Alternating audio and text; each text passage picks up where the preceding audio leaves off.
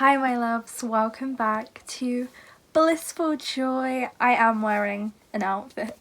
My purpose is to accelerate your conscious expansion. On this channel we talk about all things law of attraction, self-development, consciousness, and so much more.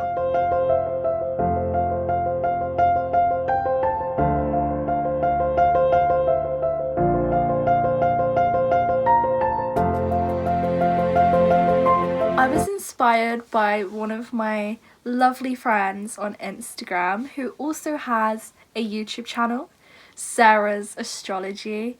Me and Sarah were talking about astrology and birth charts, and it inspired me to talk about how I relate and resonate with my own birth chart. Now I do want to start off this video by saying that the only way that I do resonate to astrology is in the sense of my personality traits and everything about me. I don't vibe with horoscopes or, you know, what's coming up for your sign this month, or even compatibility. I thrive on the self aspects of the zodiac. So, my birth chart. So first of all, I'm going to tell you guys what my birth chart is. In this video specifically, I'm going to go into my sun sign.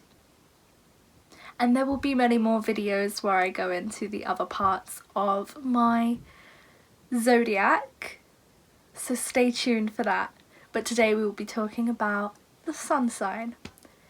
So my sun is in Cancer, and I highly resonate with the aspects of being a Cancer. My moon is in Virgo, my Mercury is in Leo, Venus in Virgo, Mars in Scorpio, Jupiter in Taurus, Saturn in Taurus, Uranus in Aquarius, Neptune in Aquarius, Pluto in Sagittarius, North Node in Leo, Lilith in Sagittarius, and I am a Gemini rising.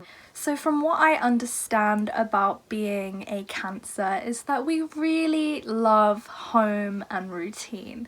And I find that I'm very much someone that does enjoy being at home. I've loved being at home my whole life. I just love being at home. I would say that I thrive at home. It's interesting to me that I have chosen a career as a life coach on the online platform because I am able to do this at home. I love the freedom of being at home. It gives me security, it gives me freedom, and it makes me feel my most secure and whole. So I definitely do relate to those aspects of being a Cancerian. Cancers really enjoy comfortableness, being comfortable, and this includes comforts in the sense of home cooked meals and a set bedtime, a certain routine that makes us feel good. The personality traits of a Cancer really does resonate with me. We tend to be very friendly, very kind, very nurturing, very motherly. We're very maternal beings. For me, this does directly relate to my personality. I'm a very warm person. I'm very nurturing. I like to nurture everything in my life, from my home to my family to my friends to my romantic partners to my career, my dog. I nurture my dog all the time. I just love to nurture absolutely everything.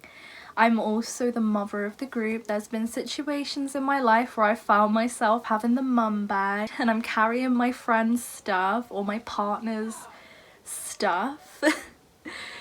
In that sense, I am very motherly. I do love to nurture and mother everything around me.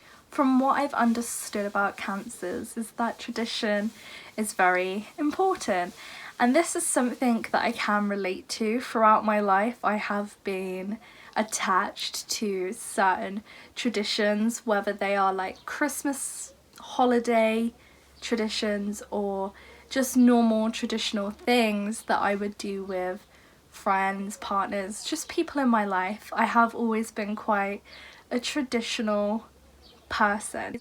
We're known to be very good with our memory. I find that I have a very visual memory. I'm able to remember a lot of things.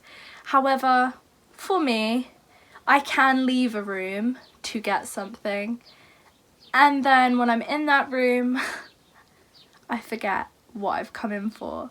So in certain ways, this doesn't relate to me, but in terms of memories throughout my life, I can remember them crystal clear. Cancers are symbolised by the crab, so this can mean that some of us may hide away when our feelings are provoked or in situations that trigger emotional reactions. This has happened to me a lot in my life, but would I say that I relate to this now? No. I no longer hide away from my feelings or from certain situations that may provoke an emotional reaction within me, and that is all because of the teachings of David Hawkins from the Letting Go book. If you've not read this book, I highly recommend it. I will be making a video centered around Dr. David Hawkins and Neville Goddard and how they relate to each other. But for now, I'm just sending out that recommendation for you guys to pick up the book and learn about your feelings and how they're a little bit more important than your thoughts. That's all I'll say. Us Cancers can seem quite moody. We can go through a lot of mood shifts. I just think this is normal. I don't think it's something that is specifically a trait of being a Cancer. I find this to just be a trait of being a human being, especially if you are being controlled by the ego or you're working towards coming into alignment with the ego, because it will fight back.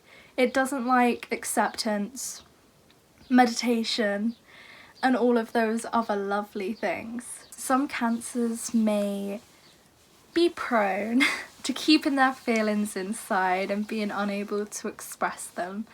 I've definitely had this at some points in my life, but with who I am now, I love to express my feelings. I love to cry. I find the emotional release of crying to be the most beneficial thing for me right now. I'm not someone that keeps their feelings all inside. I would rather get them out.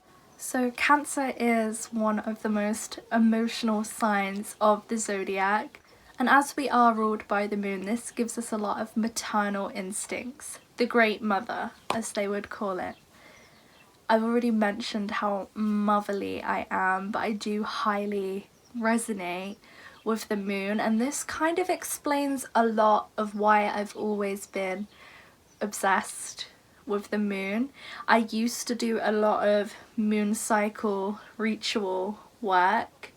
I don't do that at present just because I know that I am one with the moon. I just don't resonate with the whole moon rituals, setting intentions on the moon. It's the most powerful time because I believe in my universe where I create my own rules that's not relevant to me. But because I am ruled by the moon in my zodiac, this does give me high levels of intuition, instinct, maternalness, and we can kind of come across as overprotective. Even though we don't mean to be overprotective, we have the natural instinct to protect the ones we love. This can include overgiving and not setting healthy boundaries, which I have been prone to doing in the past, but not anymore. Cancer is a water sign. So for me this makes a lot of sense as to why I am a very emotional being, as to why I am also a lover of the water. I'm obsessed with water. I've always been obsessed with water. I started to learn to swim from a really young age, and I'd go swimming every weekend, and I just love to look at the colour blue. The colour blue has always been something that I've gravitated towards. It's not my favourite colour, but it's always been a colour that I've intuitively been drawn to. I've always been drawn to the ocean. Just even looking at videos of the ocean and hearing the waves is so calming to my soul. I love to physically be at the beach surrounded by the water. Anywhere where there is water I feel at peace, including walking around a lake and just looking at how the sun reflects on the water. I've always found water really fascinating. I know I mentioned that I don't really believe in compatibility, which I don't, but Cancers and Scorpios are one of the best matches for each other.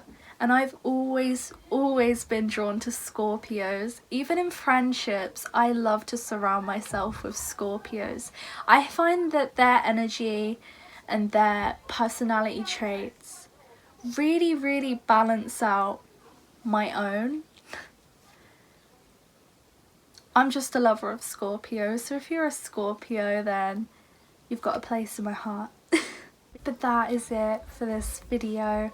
I hope you guys got some value out of this, and if not, I hope you enjoyed getting to know me better.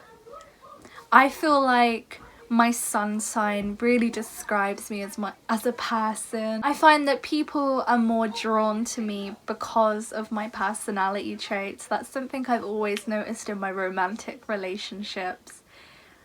But yeah, I wish you all the best, amazing day, and I will see you in the